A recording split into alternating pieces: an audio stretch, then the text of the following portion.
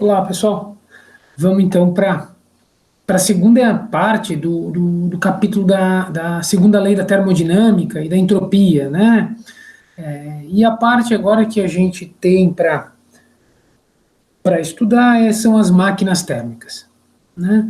Então, algumas relações, a gente vai tratar aqui da questão mais específica do ciclo de Carnot, do Sadi Carnot, né? Ele foi o pai da termodinâmica, digamos assim, e ele é um ciclo bastante não, ele é idealizado e ele, nesse modelo, é a máquina térmica com maior rendimento possível. E por isso que ele é importante. Primeiro porque ele é pedagógico, porque né, ele é didático, compreender esse ciclo, e depois porque ele mostra o limite da máquina térmica. E nem esse ciclo completamente idealizado ele consegue atingir 100% de rendimento, tá? Então a gente vai falar um pouquinho sobre ele.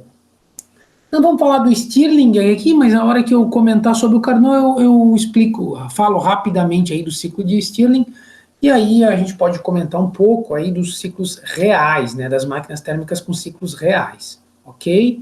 Então, a máquina de Carnot é de 1824,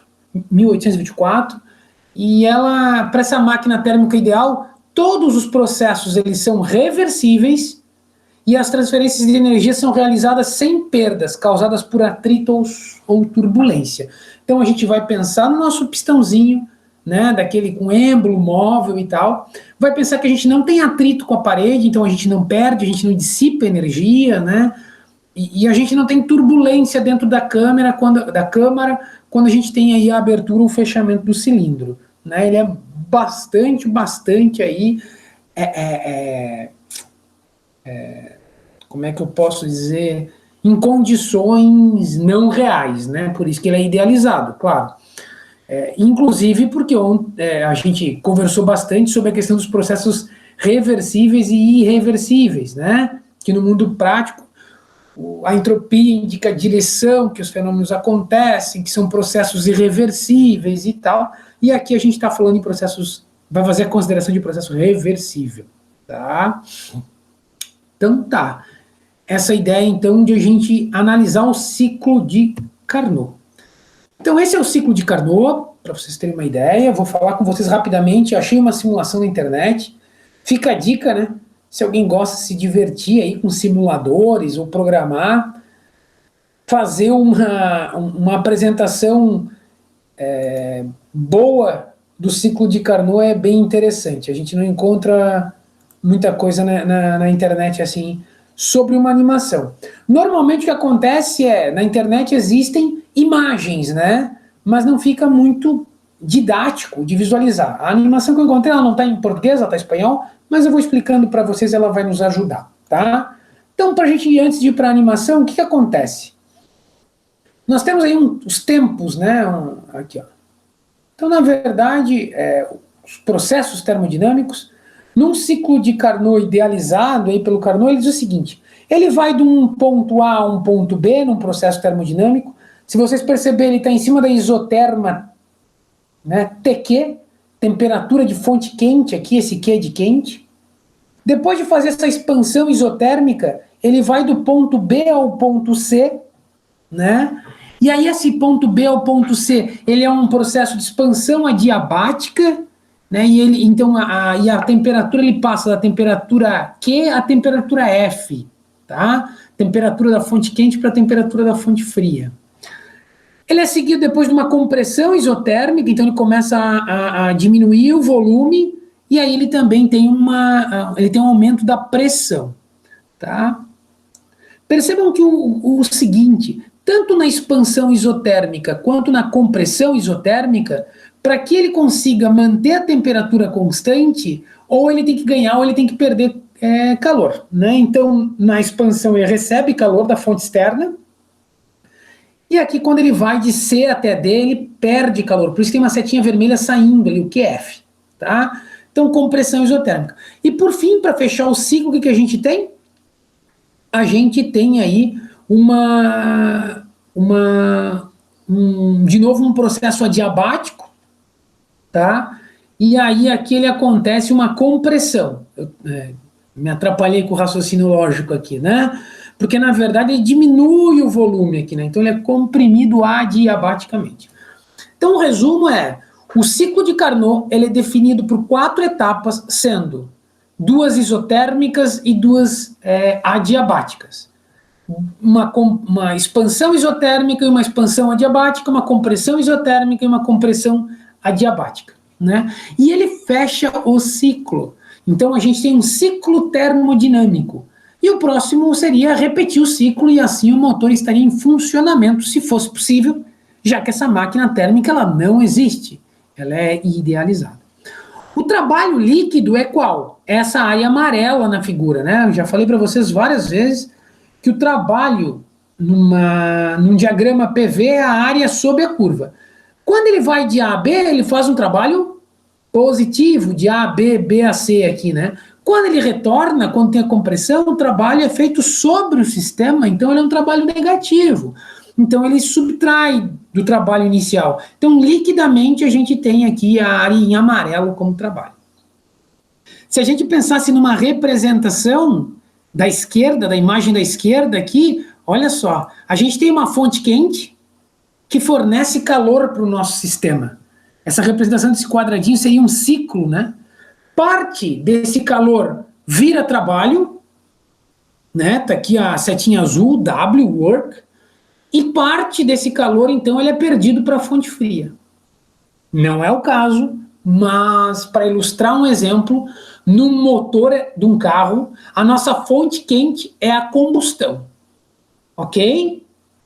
E a nossa fonte fria, para onde vai o calor, é o sistema de arrefecimento e, é claro, é o ambiente, até porque a gente tem troca térmica não só com a água do sistema de refrigeração, a gente tem com a carcaça do motor, né? Então a gente tem uma fonte quente e a fonte fria. Parte do trabalho, que é o movimento das engrenagens, né, da caixa e por consequência das rodas, é o W. Então esse seria no motor a combustão, né, que não é esse caso aqui, mas a gente pudesse pensar, para pensar, a fonte quente é a combustão, a fonte fria é a perda térmica que a gente tem para o meio ambiente, seja no sistema de refrigeração ou na carcaça do motor, e o trabalho é o movimento gerado para o carro. Essa representação de um quadradinho aqui com seta, porque ele é cíclico, né? Arrependendo que é cíclico, ok?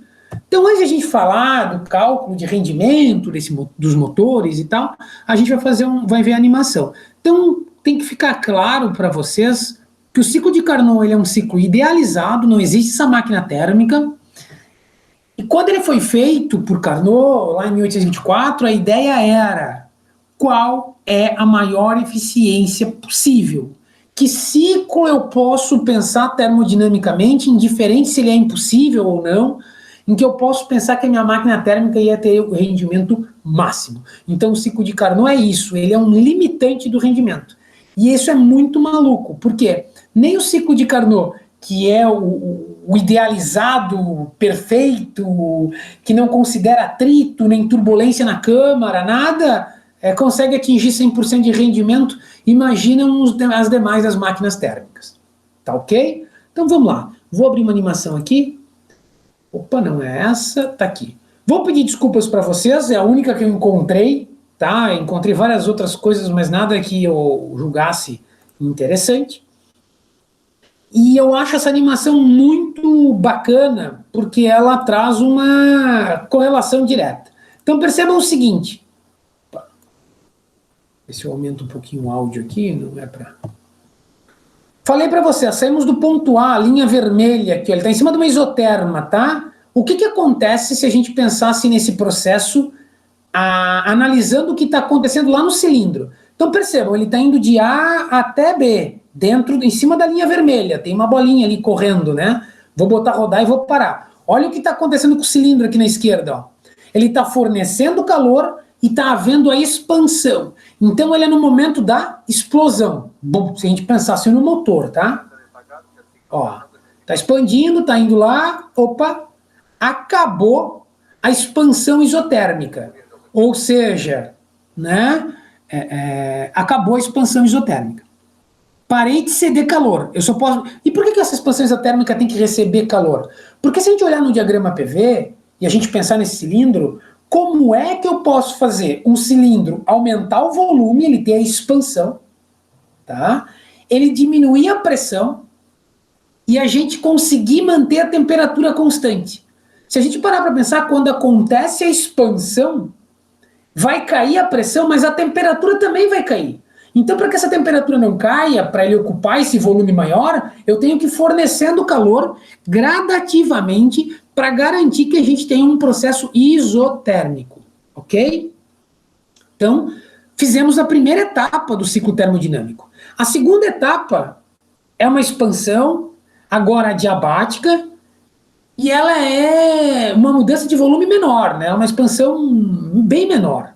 Percebam o seguinte, ou seja, o cilindro, o êmbolo, ele vai continuar aumentando. Só que agora, para ser adiabático, esse sistema está todo isolado do cilindro. Então, percebam que a base ali do cilindro foi retirada em vermelho, ou seja, a expansão, desculpa, o fornecimento de calor foi interrompido. E como é que fica, então? Fica um sistema isolado. Isso aqui é tudo idealizado, né?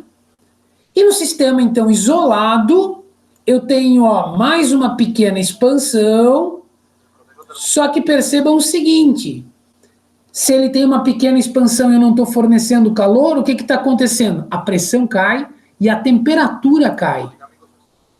Prova disso é que até a cor do gás dentro do cilindro, aqui na representação feita, mudou de cor.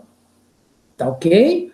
Então, terminamos aí a etapa BC, onde a gente teve uma expansão adiabática. E numa expansão adiabática, ele aumentou o volume, automaticamente ele cai a pressão e cai a temperatura.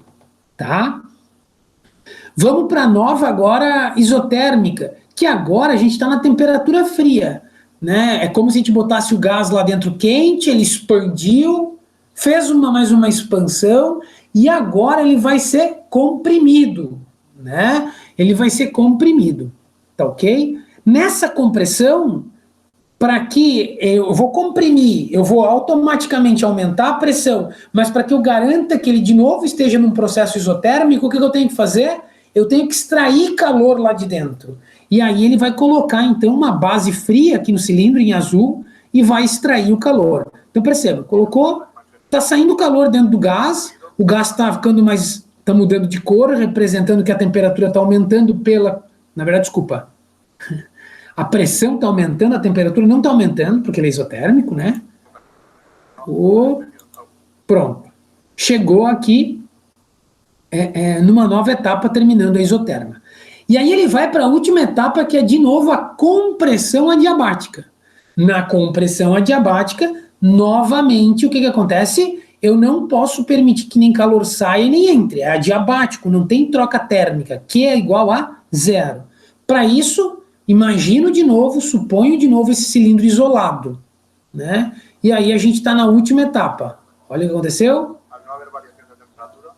Então, e percebam que como mesmo nessa compressão adiabática, agora tem aumento de temperatura. Se está adiabática e eu continuo diminuindo a pressão, o volume, eu obrigatoriamente estou aumentando a pressão e aumentando a temperatura. Chegamos onde, de novo? Chegamos no ponto inicial, ou seja, a gente fechou um ciclo completo termodinâmico. Esse é o ciclo de Carnot. Né? E a sequência, então, agora seria a continuidade disso, né?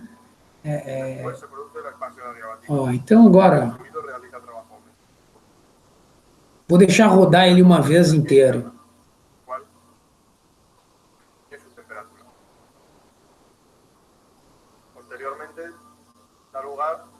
La compresión isotérmica. El fluido cede calor al foco frío y recibe trabajo, disminuyendo su volumen. Nuevamente, percebam? la formación isotérmica, el calor es igual al trabajo. Um diagrama PV que estabelece aí uma condição idealizada para a máquina térmica. Tiene lugar la compresión adiabática, la que el fluido recibe trabajo. En cuanto al rendimiento. Então, por curiosidade, já que a gente está aqui, esse é o ciclo de Carnot. Bem estabelecido, idealizado, a máquina térmica mais eficiente já pensada. Na prática, a gente tem quem? O ciclo de Otto. Olha só o ciclo de Otto como ele acontece, né? Então, na verdade, tem uma expansão, uma compressão, tem duas etapas aqui isovolumétricas, mas ele tem admissão escape. O ciclo de Otto, ele, né, ele já é um ciclo aí bem mais praticável, né? A gente consegue ter um ciclo de Otto na prática. Só que percebam que ele tem aí, em vez de 4 etapas, 6 etapas. Né? Tem até etapa com pressão constante aqui, né? A atividade que eu propus para vocês, ela prevê que vocês analisem aí um ciclo de Otto. Outro ciclo também conhecido é o ciclo diesel. Né, ó. Que aí também é um ciclo, essa imagem aqui não está boa, mas ela acaba mostrando um pouquinho de outros ciclos. Esses já são ciclos reais, tá, pessoal? Pedagogicamente, a gente tem que entender o ciclo idealizado de Carnot, até para entender as limitações aí das máquinas térmicas, ok? Seguimos, então, compreenderam como é que se constitui num diagrama PV essas etapas do ciclo de Carnot? Expansões, compressões, expansões isotérmicas, compressões adiabáticas e assim por diante. Tá? Essa representação da esquerda, da fonte quente, fonte fria e trabalho, ela é muito utilizada. É um diagrama, né, para representar como o calor entra, sai da máquina térmica enquanto dele representa trabalho. Tá? Então vamos lá, vamos tentar encontrar o trabalho da máquina de Carnot. Né? Primeiro, a gente vai usar a primeira lei da termodinâmica, que a variação da energia interna é igual ao calor líquido cedido menos o trabalho líquido. Por que está igualando a zero essa primeira linha aí dessa equação? Porque a gente tem que lembrar que variação da energia interna ela é uma propriedade de estado. Então ela depende do ponto que ela está. Se ele fez um ciclo e voltou no mesmo ponto, a variação da energia interna é zero. Né? A gente conversou sobre isso na última aula. Então, igual a zero, ou seja, o trabalho líquido ele é igual ao calor líquido cedido para o sistema, que na verdade é o calor da fonte quente menos o calor da fonte fria. Então, olha, essa representação ela até mostra isso. Né? Se eu pegar o QQ aqui, a quantidade de calor da fonte quente, tirar a quantidade de calor da fonte fria, o que vai me sobrar? O trabalho líquido. Então, o diagrama, ele acaba representando essa equação do trabalho líquido aqui em cima. Tá? E para a entropia? A entropia, como a variação da energia interna, ela é uma propriedade de estado. Então, se a gente pensa em ciclo, a entropia, né, ela pode ser igual a zero. Lembrando, estamos em processos reversíveis. Isso é possível porque está num processo reversível. Tá? Variação da entropia é a variação da entropia da fonte quente mais a variação da entropia da fonte fria. A gente está pensando num sistema fechado, ok? Quem era a entropia? A gente tinha calculado a entropia para alguns processos aí, isotérmicos, né? Que era Q sobre T. Então só foi feita a substituição, Q sobre T menos Q sobre T. No adiabático a gente tem que lembrar que não tem variação aí, né? Não tem variação de calor, né? E aí a entropia não entra nessa conta. Ou seja, se isso aqui é igual, a variação da entropia que é igual a zero, a gente pode dizer assim, ó, a quantidade de calor da fonte quente sobre a temperatura da fonte quente, ela tem que ser igual à quantidade de calor na fonte fria sobre a temperatura na fonte fria. Tá? E aí tem uma coisa aqui que diz o seguinte, né? Como a temperatura da fonte quente é maior que a temperatura da fonte fria, a quantidade de calor para satisfazer essa igualdade aqui da última equação, ela tem que ser maior. Todo mundo concorda comigo? Vou voltar aqui. QQ sobre TQ, que igual a QF sobre TF. Se o TQ é maior que o TF, para satisfazer essa divisão e essa igualdade, o calor da fonte quente tem que ser maior do que a fonte fria. Então tá. Temperatura não importa para o trabalho, o que importa é o calor. Poxa, mas se o QQ é maior que o QF, onde é que foi parar essa diferença? Essa diferença é o trabalho realizado. Ok?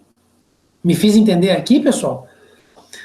Se essa igualdade da entropia ela é verdadeira, eu tenho que obrigatoriamente ter uma quantidade de calor Q maior que a quantidade de calor QF. Ou seja, eu recebo mais calor da fonte quente do que eu libero para a fonte fria. Se eu recebo mais do que eu libero, não evaporou, não desapareceu essa quantidade de calor. Essa quantidade de calor foi transformada em trabalho. Lembrem, trabalho e calor têm a mesma unidade de energia, né? Tá bom? Então, qual é a importância disso aqui, né? Mostrar que uma parte aí ela acabou sendo transformada em trabalho e ela está associada a isso, ok? Na eficiência da máquina de Carnot, para qualquer máquina térmica, primeiro a gente pode pensar na fórmula generalizada para qualquer máquina térmica, né? A eficiência é calculada sobre energia utilizada sobre energia adquirida. Então, quanto eu consegui utilizar, qual é o percentual que eu consigo utilizar de toda a energia que foi cedida para o equipamento. Então, por exemplo, no motor a combustão, a energia calorífica produzida pela combustão da gasolina no pistão, uma parte dela vira trabalho, né? Outra parte se perde. Então, essa relação, ela permite que a gente calcule a eficiência. É sempre isso. Trabalho dividido pela quantidade de calor que a fonte quente se deu. Por quê? Porque aí a gente está calculando realmente o percentual que está sendo aproveitado, né? O percentual de energia que eu estou fornecendo que está se transformando em trabalho. No caso da máquina térmica de Carnot, que é esse Epson C aqui, o W a gente deduziu no slide anterior, que é Q menos QF, sobre, né, a quantidade de calor está vindo dessa fórmula aqui de cima. Percebam o seguinte, né? A eficiência térmica da máquina de Carnot é o seguinte, 1 menos TF menos TQ. A temperatura fria é sempre menor que a temperatura da fonte quente. É sempre menor. Ou seja, né, não tem como 1 menos isso aqui, essa fração TF menos TQ, dá 1. Não tem. Né? Isso dá 1 seria mais ou menos, aqui tem uma representação, ó, a inexistência de uma máquina térmica perfeita. Todo o calor da fonte quente, né, se transformasse em trabalho, ou seja, não fosse dissipado nada para a fonte fria. Se isso fosse possível, a gente teria uma máquina térmica com 100% de eficiência. Mas a própria máquina de Carnot, que foi idealizada, que é cheia das restrições, ela já mostra para a gente aqui na fórmula da eficiência que isso não é possível, ok? Então, comprovamos aqui, por meio de algumas deduções, em que a máquina térmica de Carnot, ela não é possível, não existe máquina térmica perfeita, em que tenha 100% aí de aproveitamento da energia cedida para o sistema, tá bom? Então, dá para a gente analisar isso aqui direto. Né? E aí está aqui, né? Não existe uma série de processos cujo único resultado seja a conversão total em trabalho da energia contida em uma fonte de calor. Então, essa representação aqui, ela está equivocada. Por quê? Ela considera que o calor perdido para a fonte fria aqui é igual a zero. Tá? Aí a gente até comentou em aula ontem sobre isso, né? Um exemplo, né? Um carro, segundo o ciclo de Carnot, ele teria um rendimento de 55%. Na prática, a gente tem em torno de 25%, 28%, né, por cento.